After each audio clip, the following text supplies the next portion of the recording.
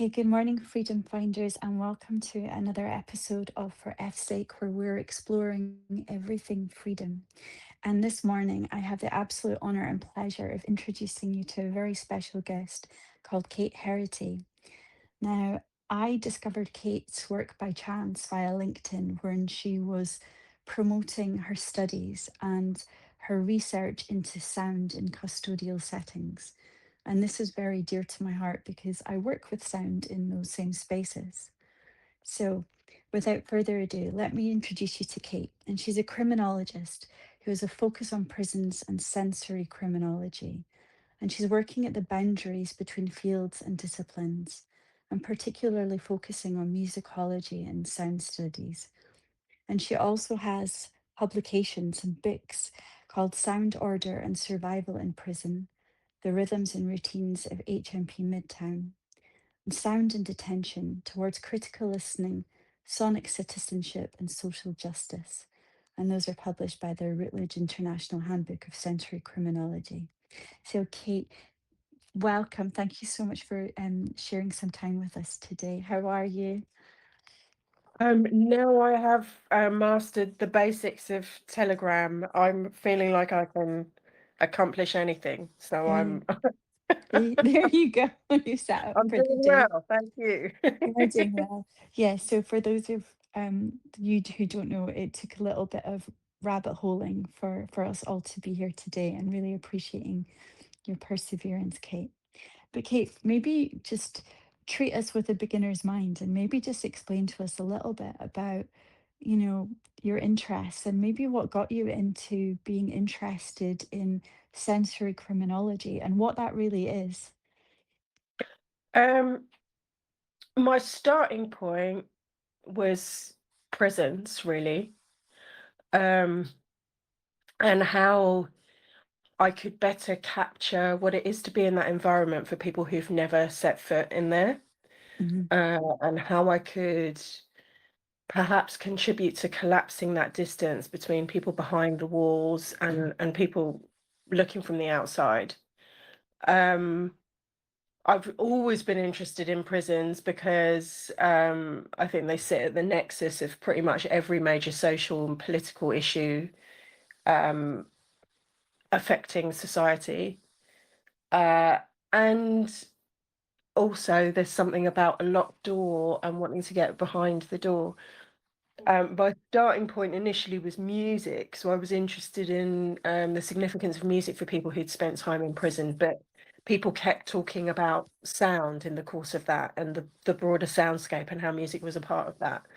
And that fed into the first experience I'd ever had of being in a prison when I visited HMP Wandsworth as a library assistant. This was before I went back to school.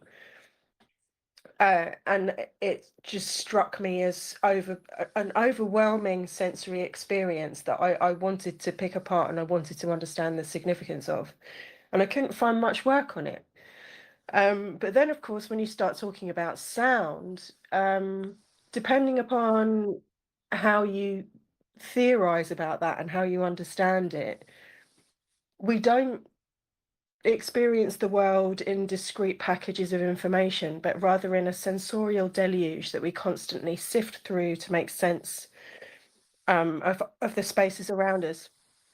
And so there's something kind of artificial about looking at sound in isolation, as if it isn't also part of the way we perceive our broader space, the way we feel for what's near and far, Hmm. dangerous and safe, comfortable, discomforting. Um, so that is also about touch and taste and smell, Hmm. but also beyond the five senses. So increasingly, I've asked questions about what that can tell us about the world more broadly if we reconfigure our priorities and stop privileging the visual to the extent that we do, which is quite a Western centric thing to do, Hmm. first off. And that has led me down numerous rabbit holes. So actually, it's not Routledge that publish Sound, Order and Survival or Sound and Detention. The Routledge International Handbook is another book Ah, I've completed two edited volumes, co-edited volumes. I haven't done it all on my own, but I've completed two this year, um, which has involved working with over 100 people and has been quite an undertaking. I wouldn't advise anyone to ever do more than one edited collection at once for future. oh, But yeah, that is in fact another book. So wow, yeah, thank you for that. and that book is very because obviously the earlier ones focus specifically on prisons, and while there are entries about the prison in the handbook, there are also chapters on gender-based violence and the sensory, experiencing war and the trauma of having fought in. And actually, Hannah's chapter is specifically on the war on terror and soldiers have participated on the front and how those experiences of violence have stayed with them. Pan-African approaches to justice, decolonizing justice. So it's huge. There's quite a lot to unpack. So we're probably best focusing on coming back to the prison, which has textures, sensory textures enough to keep us going for a very long time. Certainly does. So, I hear the importance of closing the gap between being on either side of the wall. I spent quite a bit of time in prisons as well, and maybe you can invite us in to what it feels like that very first time as you enter the premises and you go through the locked doors and the textures that you've experienced. It feels like entering um, a completely other alien space by degree, as if each step takes you further from the outside. Mm, And there are several things going on, some of which are sort of social processes rather than sensorial ones, if that makes sense. So there's yeah. if you're drawing keys or being collected, you're going through the initial airlock. You might be, well, nowadays there'll generally be lots of security processes, either at that initial step, sometimes it's further in, Hmm. depends on the prison. Um, and as you go further in, the sounds, if you're in a prison that has close proximity to sort of life, city life, you can hear it initially, cars going by, possibly some people, roadworks, that sort of thing. And as you go further in, those sounds become further and further away, and they're replaced by constant jangling of keys, clanking of doors, the coming through and going through of each door, which needs to be locked, unlocked, opened, held. Um, and then there'll be increasingly visual. Look, the color palette changes. So the outside on the street, all the colors of life, I mean, if you're in a city, is sort of, there's lots of gray, admittedly concrete, but people are wearing colorful clothes. Cars are in all sorts of colors. Trees, nature is usually visible to an extent. I mean, like London anyway is one of the greenest cities in the world. And as you go further and further into the prison, your color palette is reduced to a series of institutional blues. Um, it's really quite striking how starved you immediately feel of color, and how that in and of itself denotes that you're entering a different space. Hmm. You can hear men's voices. It's usually men, unless obviously you're in a women's prison. You won't hear many women. You'll see a few, um, but usually men's voices, because obviously around 95% of our prison population are men. So if you're in a women's prison. Um, Men's voices, shouting, usually also calling out over long distances because people have limited time out of cell. So to cut down on time, they shout rather than going to the people they're talking to. Hmm. Um, it smells very distinct. It has a range of institutional smells of life lived in the round, but also, depending on the prison, the smell of fear and indignity and spice. People can't get to showers frequently enough. People are eating where they're sleeping. So you can often smell the kitchen. Hmm. Uh, yeah, and bleach. And post-COVID, you can usually smell bleach more than you could before. Even prison laundry has a particular smell, everything about it. And I've spoken to numerous people, staff and prisoners, who will say that they have to wash themselves and everything when they emerge from the prison to get the prison off their clothes, off their skin. Um, it's a very, very distinct place. And the soundscape specifically is sort of quite unlike anything else I've ever heard, but people will make similar illusions. So, cattle market is one. Swimming pool was one that interested me. Mm-hmm. It does kind of sound a bit because everything's It does. distorted, because everything's echoey. Yeah, yeah. Um, Chaos isn't it? It just sounds like chaos, and of course it does until you understand the rhythms of it, and there are distinct rhythms. Um, yeah, chaos is another one. War zone. I think someone likened it to an out of control youth club. I was like, I don't know where you were growing up, where they had that many kids in that confined a space with that loud voice. Um, but yeah, it's a lot and it's relentless. And there's that immediate feeling of being closed in and having Yeah. limited options about how much respite you can get. You can't take a breath from it while everybody's out, and nobody else can either. There's an intensity to it that is Hmm. quite distinct.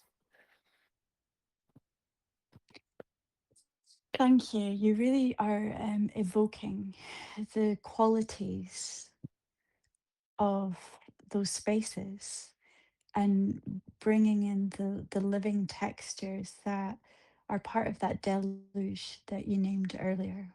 That there's no sensory escaping of that space as soon as you step foot into it. What I'm curious if there's a sound or a texture has that struck you the most, that has stayed with you in all your years of studies. Um, that's difficult because there are a number. Hmm. Um, I think if I had to choose something, some quality or a single word to epitomize what is a really complex range of sensory information, I'd say it's the feeling of overwhelming closeness. Hmm. So the sound envelops you, the space wraps around you, Hmm. the feeling of restriction is kind of reinforced multisensorially. Hmm. Because they tend to be so overcrowded as well, certainly in England and Wales, and it's getting worse and worse and worse. There's a literal feeling of everyone being on top of one another. And when people stop and talk to you, and you want people to speak to you, it's great that Hmm. people want to speak to you, but you may have 10 people talking to you all at once, Yeah. and they tend to shout quite a lot because that's what the institution does. Because you have to shout, you learn to shout in order to be heard. It's quite a straightforward thing. So you may have lots of people, and of course, it's a men's prison. I'm not the shortest person in the world, but I'm not particularly tall. So most people are towering over you, shouting at you, and it's incredibly benign. It's not, I mean, you know the difference. It's not, but it's just that feeling of claustrophobic, relentless, um, yeah, relentless kind of information to process and attempt to give sufficient attention to. So yeah, that would be it. But then, I mean, if you're something more symbolic, I guess, would be keys are a big one, which don't mean the same thing to all people either. But it's keys that people often say they take with them, Mhm. unsurprisingly. So I've had lots of staff, and in fact, I'm just writing an article about staff well-being, actually.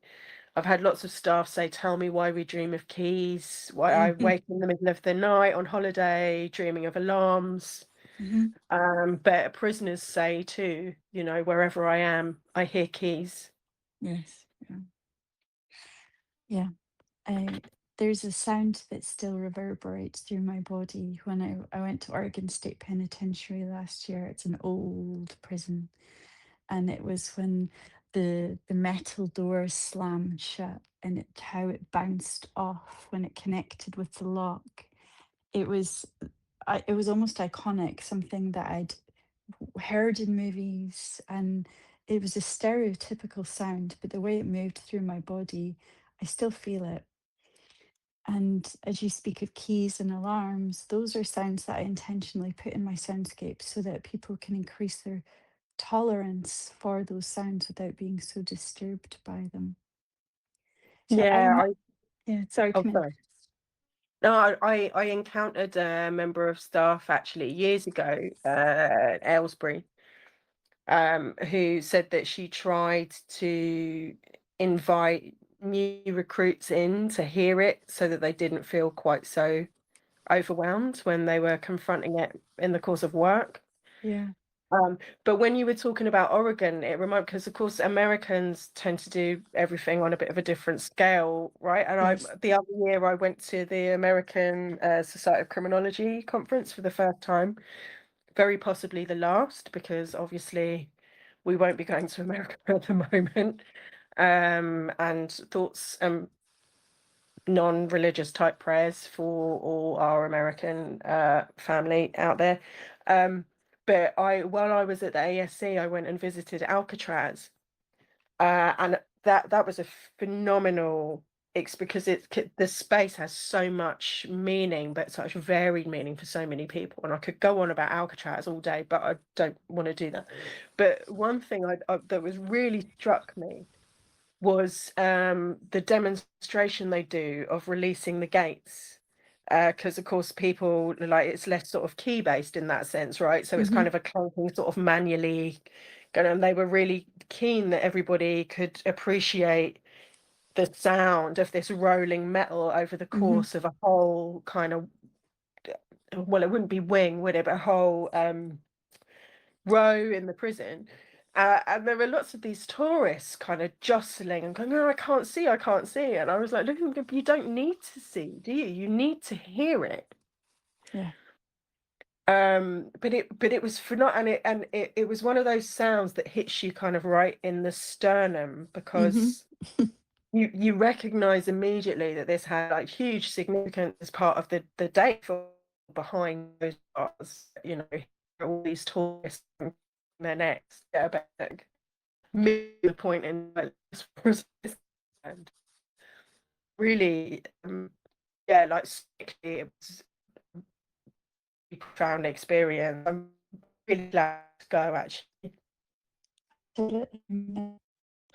Do you see that even the residue of sounds taking place and over the course of history in that space, and to feel that through your body and for your body to hear it the way it has, so that you can articulate it for those of us who maybe never had that experience, who never really connected the dots in those ways. It has to be heard to lead, really.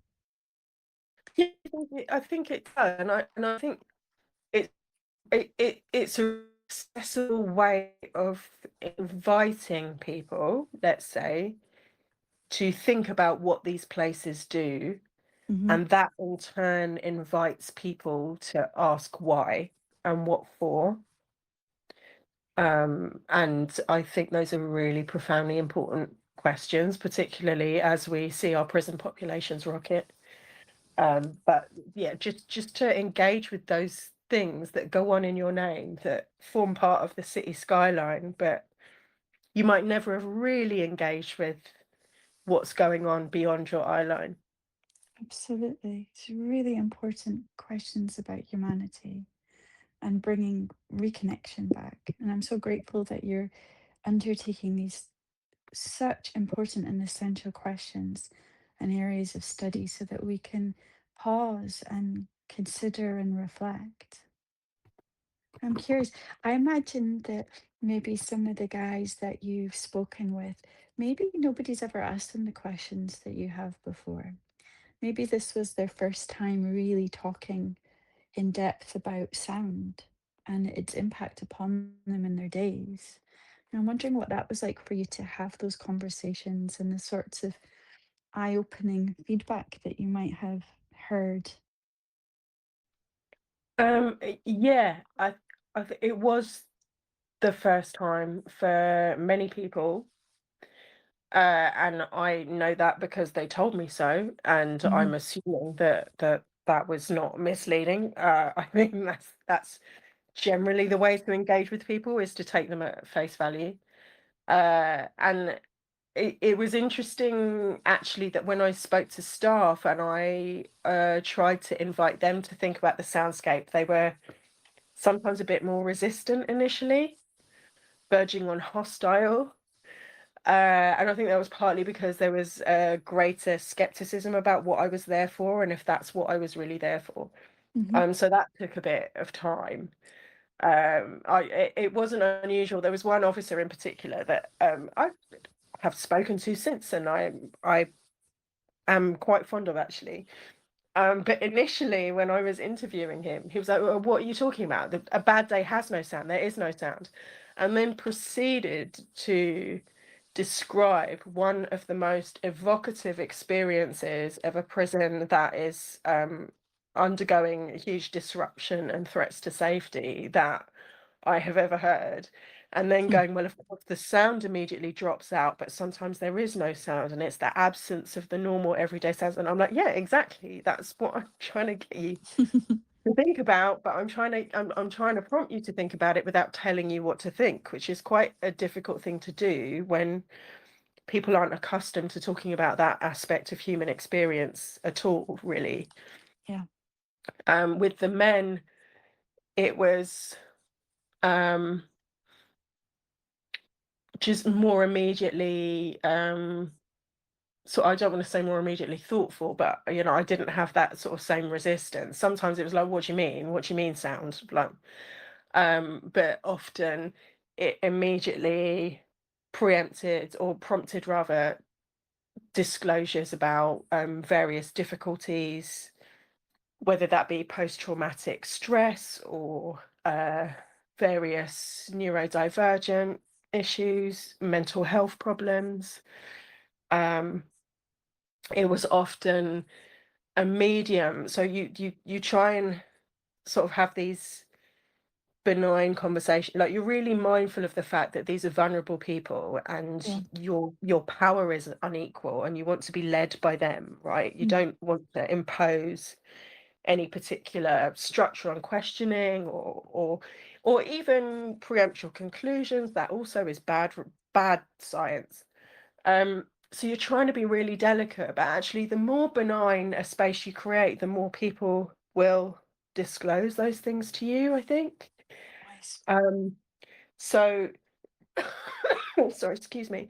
So giving people the space to retell their story as they chose um meant that it became really immediately apparent that the sensory is a medium for discussing and sharing issues about well-being, feelings, and so forth, because that is it's a major conduit for social emotion, right? That's how we Hmm. share, that's how a crowd alters its mood, that's how a prison can go from being a really disorderly, disrupted place to one where everything's ticking over. A lot of that is actually oral. Um, but it also means that because they're the experts of the environment, the sound environment, they understand it far, far better than you do. Hmm. You become led by them So there are things that you don't understand the source of, like, what's that? That doesn't sound like trouble, but something's going on. And of course, everybody can tell you immediately what it is, and then over time, you become sufficiently familiar that you can decode it without checking in. Mhm. Yeah, I've spoken about your work to some of the guys that I work with on the inside, and they're immediately excited to share their own stories of how sound impacts them and their capacity to decode and instinctively understand the rhythm and tempo of the day.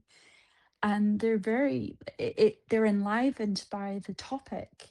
Like all of a sudden they have so much to share. Maybe they've never spoken about it before, but it's like there's a wellspring of information about how sound plays such an extraordinary part in their day, and is very often overlooked, or it's not named, it's part of the structure and order of their day, and that they have no control over the volume.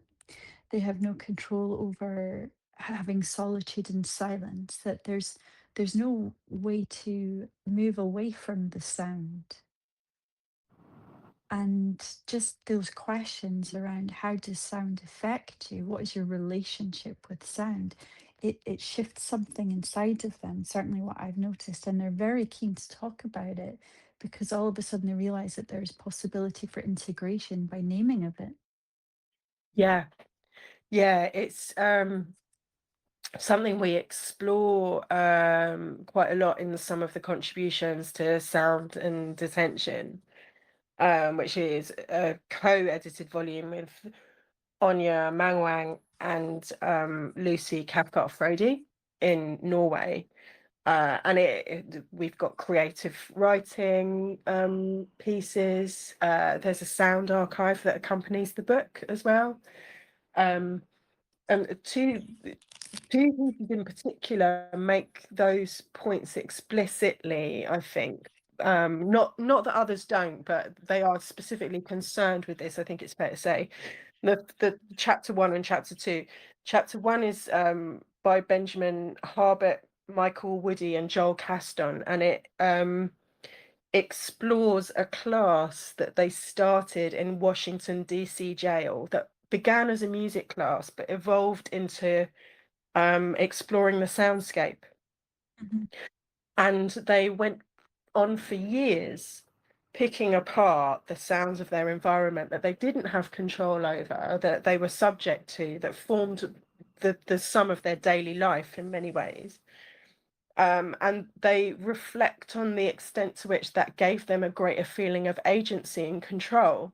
They couldn't have much say or input into the sounds that they were exposed to, that were inflicted upon them, but mhm, they could gain some agency and control over learning how to and reflecting on what those sounds were indicating and how they featured in their day. And the next one is the chapter that I wrote with Justin Wigan. And Justin is a sound artist, and he does a vast array of different projects. Uh, he was not so long ago making sound benches for alpacas. He's done work in palliative care units. Um, he was recently recording soundscapes in saunas. So he does a vast array of things, but he was recruited to work in HMP Whitemoor on a wellbeing project.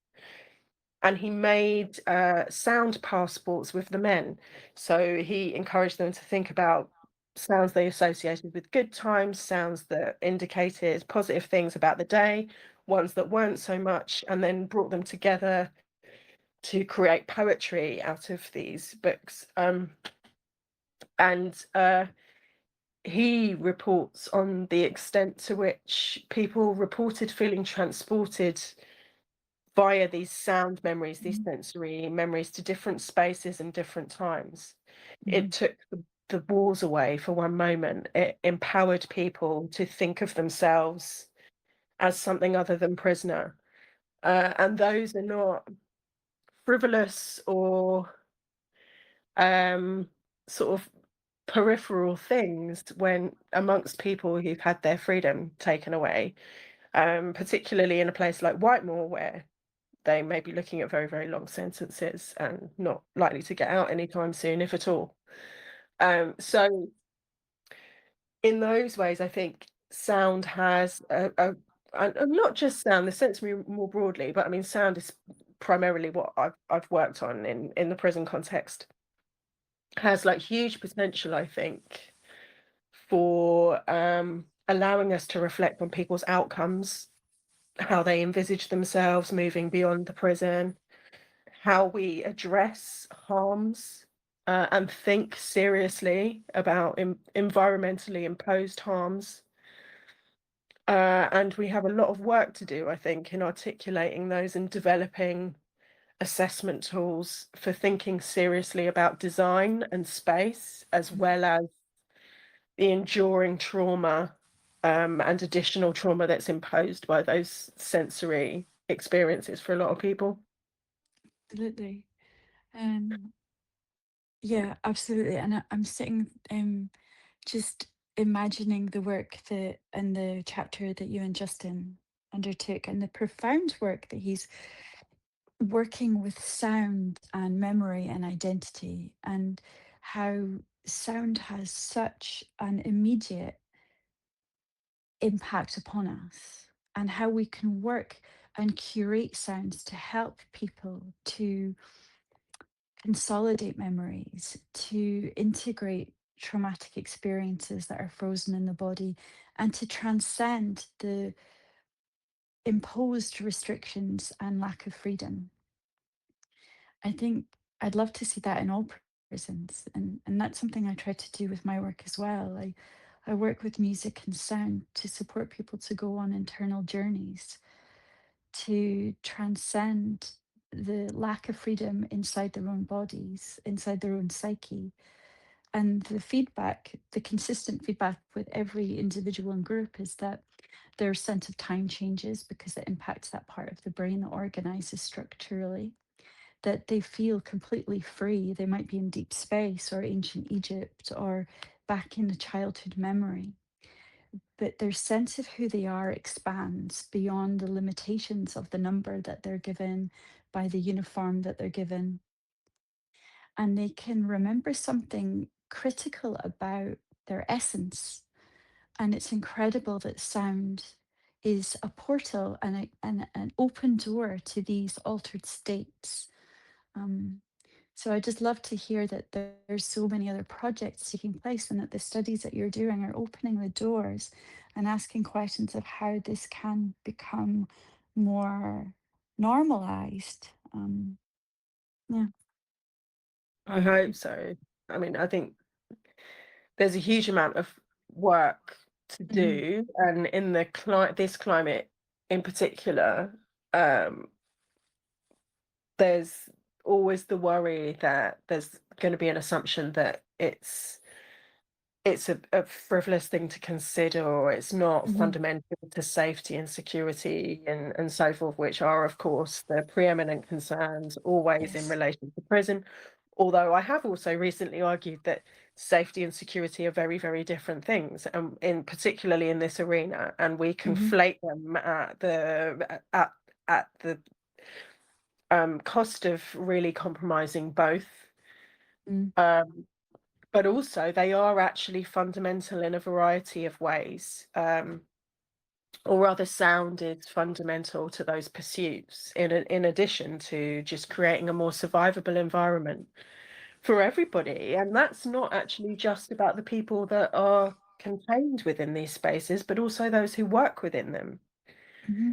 who do not do well over time. No. And that's an additional question that gets lost, I think, along the way. And I know the prison staff sometimes express frustration that all the attention is on the people locked up and nobody cares about what they're doing and what they're up to and how they're faring. And it's I think part of what feeds into that is the tendency to see these as completely separate groups. And part of what I wanted to do with the book Sound, Order and Survival was to think about the prison as a community Yes. and to ask people about their engagement with one another as members of a community, an acoustic community specifically, Mm, as Truax talks about, people for whom sound is particularly important because, of course, for the vast majority of the population, their vision is frequently incredibly limited because they're behind the door. So sound takes on considerably more meaning and importance. And of course, sound traverses space in a way yes. that vision cannot do. But yeah, also to think about those points of convergence as well as divergence. What do these people have in common? What aspects of these people's experience is similar Mhm. as well as different, and why, and what does that tell us about power and order and all those really sort of meaty things that prison studies is preoccupied with. But also, what does it mean for these people for whom this community is so much of their life? And what is that relationship between this community and the broader one? Um, but yeah, I think thinking of these people as people who inhabit the same space, Mhm. which of course is self-evident. It's not, there's nothing hugely revelatory about saying that. Well, of course they are, because these are people who occupy the same space for a huge amount of their working day or living day or life, depending. Um, but nevertheless, they aren't treated that way. That's not the way research is conducted or prisons are often Oh, spoken about. And I think that's to the detriment of our understanding. yeah, absolutely. I remember one guy I met at Calipatria, he said that the wardens are serving time alongside them. Yeah, But there's something I love how you are widening the perception. Those questions are opening up and deepening the dimension of understanding of the community, of the ecosystem that is prison life. And beyond the walls, when staff go home at the end of the day, or family that are directly impacted, they're serving time alongside their loved ones. And I'm just really moved by the depth of heart that your questions hold. They've got such incredible implications for how systems could shift in the future. And I hope so. yeah, Yeah. I'm also thinking about, like, well, our current understanding is that sound is the first sense that we ever develop in the womb. So sound is fundamental to our sense of how we orient to our not only ourselves but to the world that we inhabit. And the people that I work with in prison, that they use their intuition on all of their senses for survival. They're wired for survival. And so there is a gap in understanding that this could be a frivolous study, that this isn't absolutely central to the experience of being inside those walls. Yeah. Yeah, I really think, and there are implications that I'm sort of less concerned with in a way, even though they're essentially important. I think one of the things that I really hope to see or contribute to developing further is an understanding of how sound is interwoven in the coping mechanisms and also the threats to coping mechanisms that people develop in the face of trauma. Mhm. Um, and that's profoundly important for people going through the prison system, but also how those traumatic in experiences, past experiences, and those within the prison system interact with neurodivergence, which is Mhm. drastically overrepresented, as is trauma. How those things have implications for how people fare in prison, as well as how able they are to resettle and carve out a life for themselves that doesn't involve going back in, coming out, going back in, which is huge Yeah. for a huge number of people is absolutely the case. But it's also true that um, what I now call sensory spillage, and I'm just writing this article, I haven't written it yet, uh, it impacts on staff ability to manage and restrict their work and identity. So it bleeds into all other aspects of their life. You can't emotionally regulate in a space that is so sensorially overwhelming that you're constantly on edge and in a state of high anxiety. So you therefore have to do that outside of the bounds of work. Yes. What does that do for your sense of well-being, your ability to participate fully as a member of your family or your community outside of the prison? What long-term implications are there for your well-being, your health, physical and mental? And I don't think we can really fully recognize that, or at least that's the argument I intend to make in the article that I haven't written. Um, I don't think we can fully acknowledge that without also acknowledging the extent to which there is a whole suite of sensorially based skills, means of assessment, gauging the social barometer of the day that are absolutely intrinsic to good jailcraft. It's Mhm. part of the job that people do. They know when they go on a wing, if it's Yeah. bubbly or spiky, or, this is prison terminology, not my terminology. They know when trouble's coming. They Hmm. feel it. Hmm. They know it immediately because they can read that environment and they understand that it's a deviation from the normal everyday. And they carry that then with them, that expectation until it hits. And what do those things do?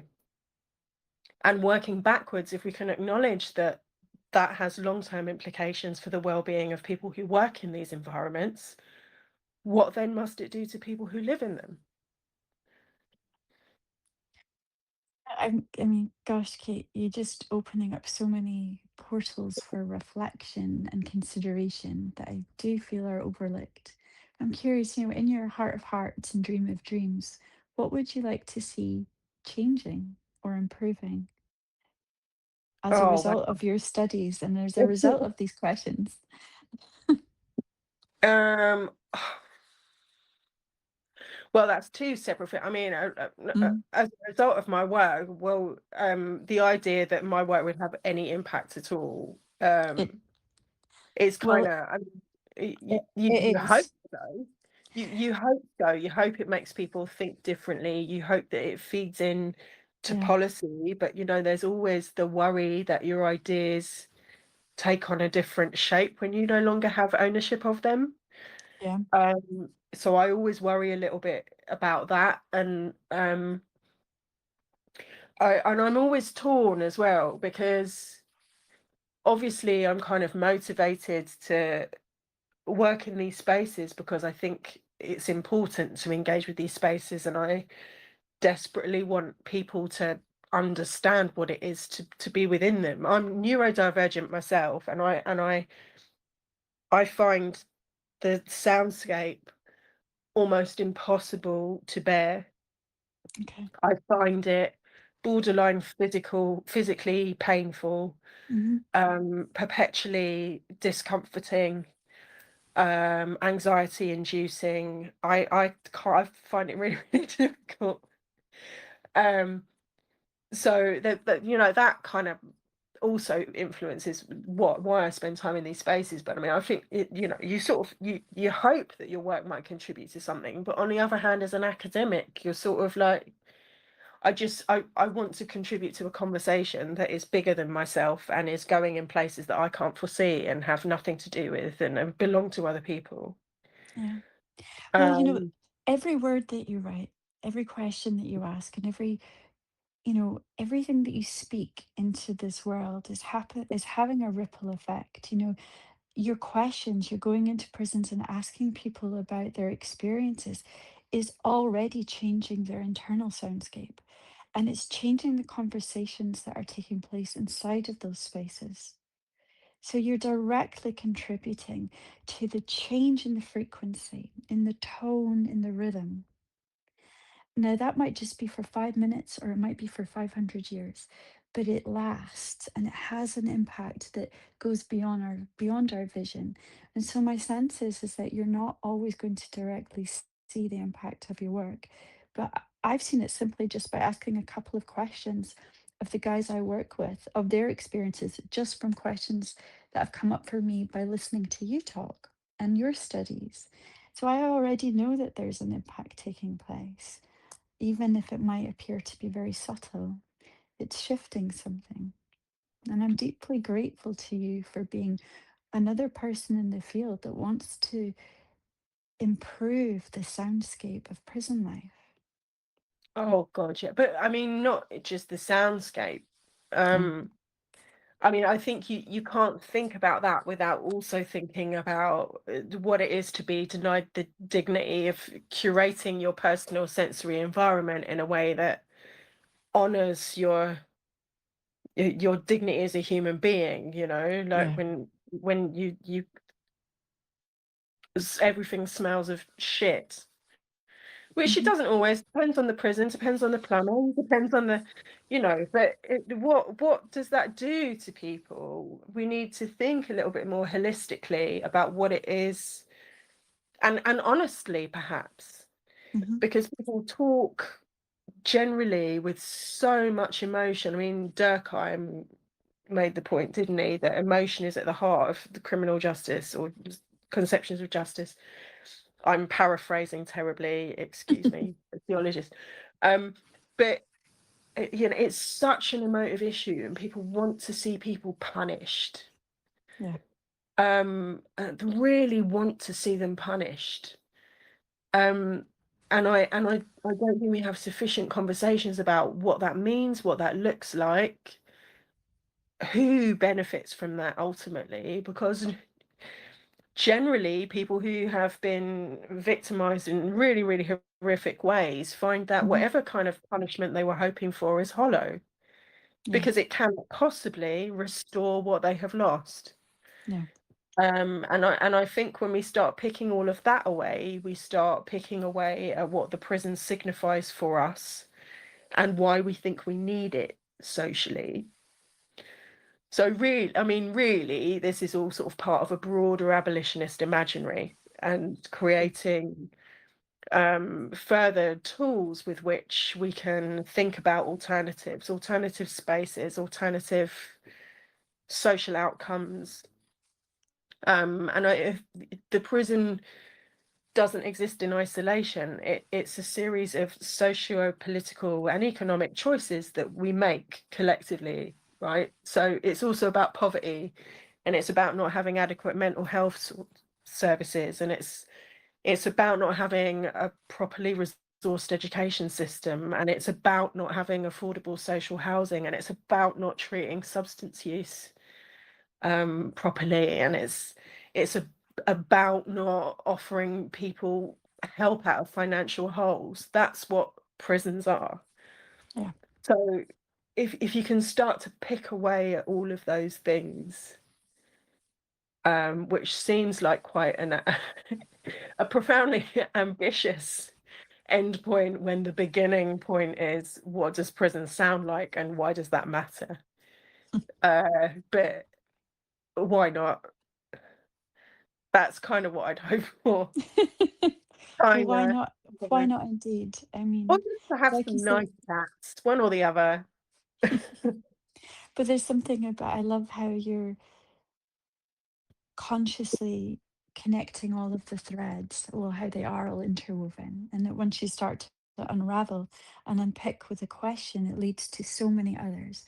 It points us in wider directions of what needs to change, what needs to transform, because you're speaking about so many life experiences and systems that are traumatized and traumatize those in them. Very much so. Yeah. Very much so.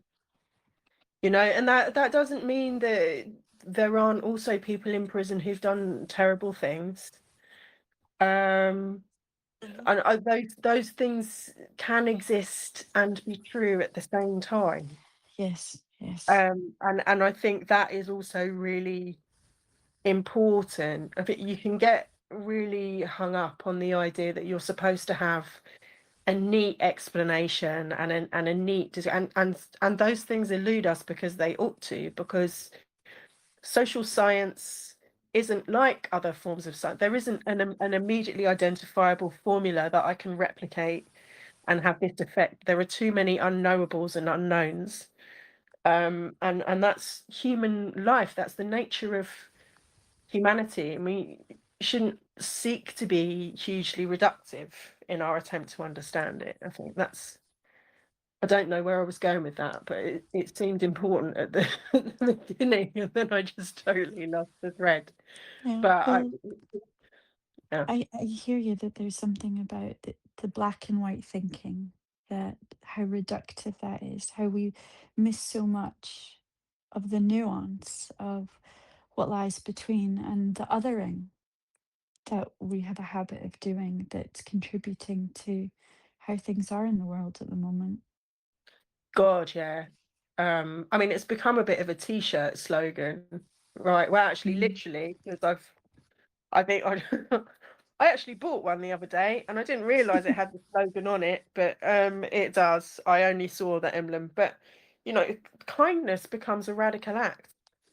Kindness Yes, is a radical act, actually, in the contemporary social arena. I think, like, yes. choosing to be kind, choosing to give grace, Hmm.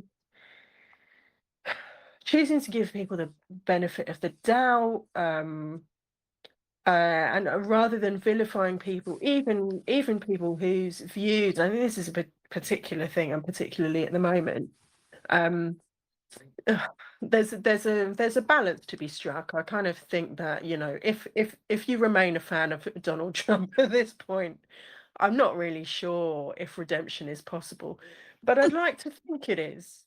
I'd like to think it is, and I'd like to think that the way to generate more inclusive conversations is not by perpetually, like, vilifying and demonizing everybody who No. disagrees with you, even though I mean, look, I'm not going to be embracing these people anytime soon.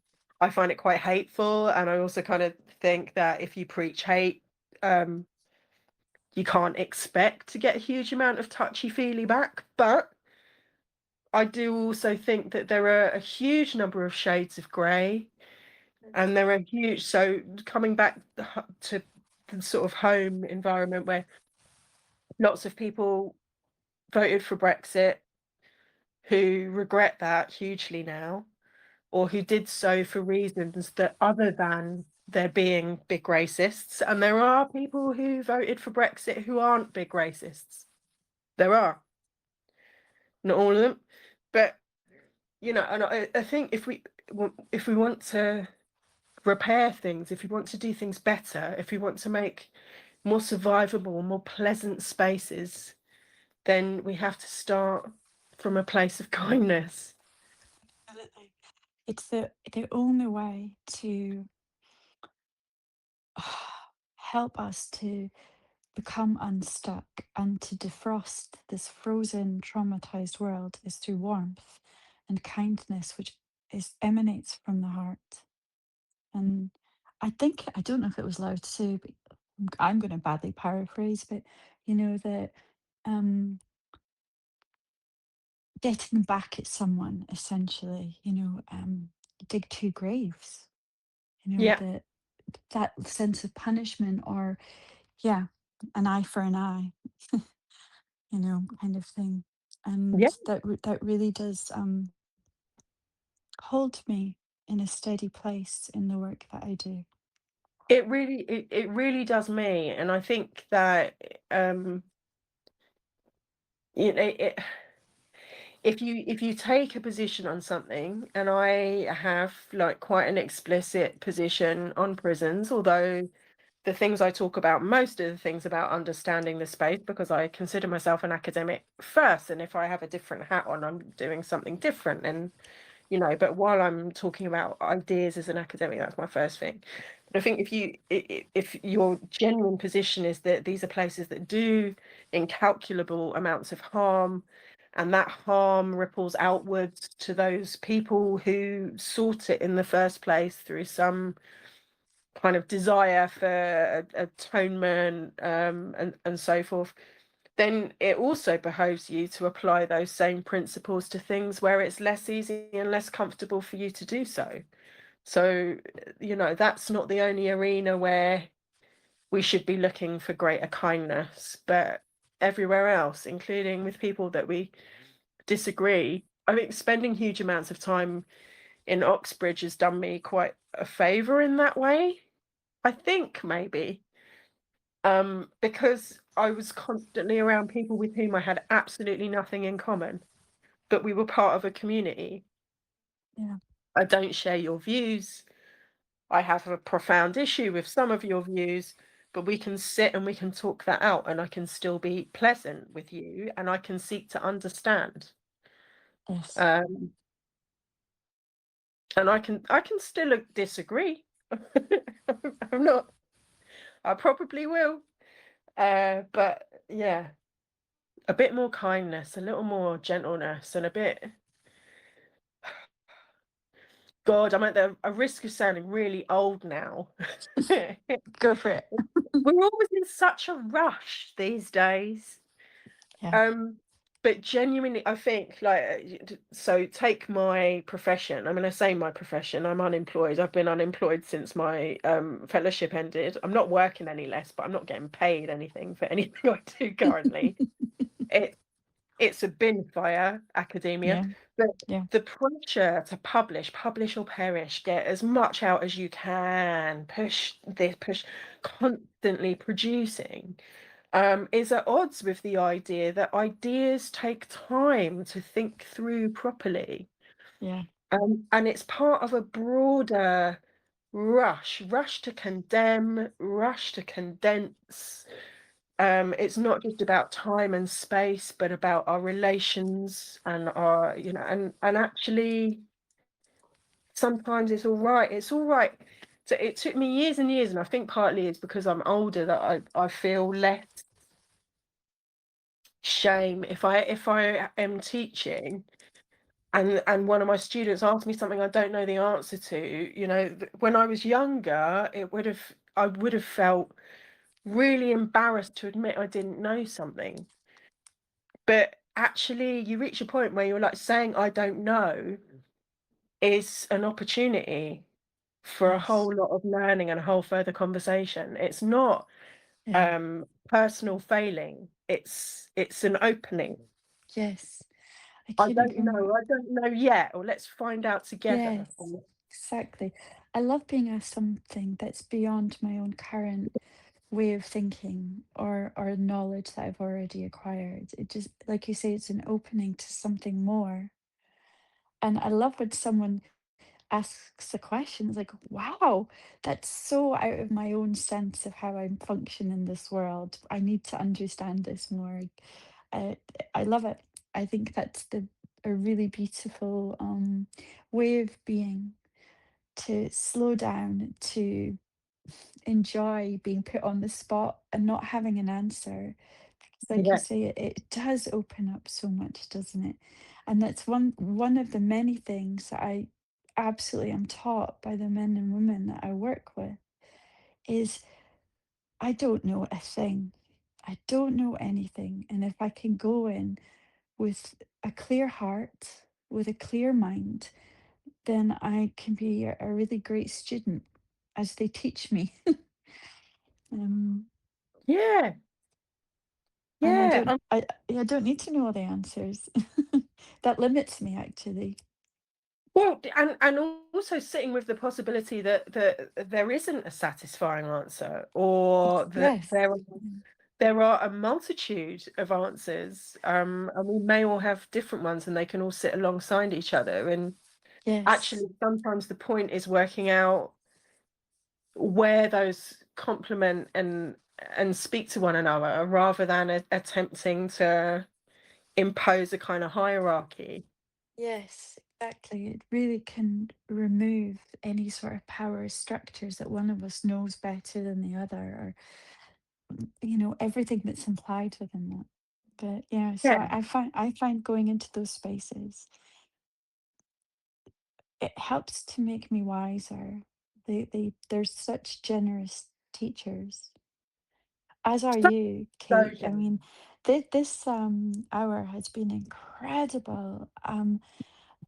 I feel the reverberations through me, and how your considerations have given me pause to slow down, to think, to meet the men and women I work with a far more open heart and curiosity, and just how I see the world. And I'm so grateful to you for that, and for the work that you're called to do.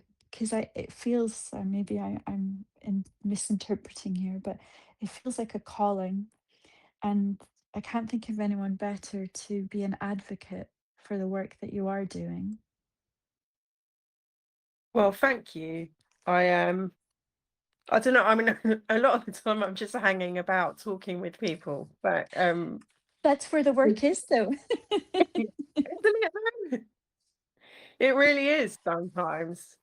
Yeah, it's in those conversations as we hang out and hang about, and those moments of gold that come up unexpectedly, a nugget in a conversation that just softens or deepens something inside of us, that lights up our brain and our electricity begins to flow. And it might be that missing piece to an article that needs written or whatever, I don't know. It's funny actually, whenever I have conversations with people of this kind or another kind, or I go and listen to someone talking or someone asks a question, the connections Mm, or the kind of, whenever you've sort of previously read something and you're sort of worrying at an idea, the way those things tend to unfold in a way that makes sense and feeds into each other. mhm. I find like it's probably partly because I'm ND, so everything to me is connected in ways that it is just not the case for other people. Um, but yeah, I constantly find that thing I read the other day really makes sense Yes. here, Yeah. and I didn't see that coming. And had I not gone down Yeah. that rabbit hole, yeah, Absolutely. oh, I think awful rabbit holes, slow rabbit holes. slow, tender, gentle, radically kind rabbit holes. But yeah, just, the more we fine tune our capacity to listen more deeply, the more synchronicities come to us. I do believe that. You know, and Kate, I would follow you down many rabbit holes, and we've gone down one or two a little bit today, but I'm Yeah. aware that, we've gone into a place beyond time, and now we're returning to clock time. It has been a glorious 60 minutes. And again, just so deeply grateful for you taking some time, because I appreciate how busy you are. And I know the pressure to always be busy, but not yet reaping those rewards yet. But your name is getting out there, and I know that you're making changes, trust me. So I'd just like to thank you. It's just been such an education on mind, body, spirit levels. And yeah, is there anything else you might like to say before we kind of wrap up and I stop the recording? I think I'm good, thank you. And thank you Amazing. very much for your time. Oh, so let's just, yeah, thank you. I'm just going to wrap up now for everybody who have tuned in this present moment, or future listeners. Just inviting you to notice how your cells are vibrating in response to the sounds, the tone, the rhythm, the intentions behind this meeting of minds and hearts today. And just thanking Kate for her incredible contributions to the world, to this really important work. And yeah, have a great day, everybody.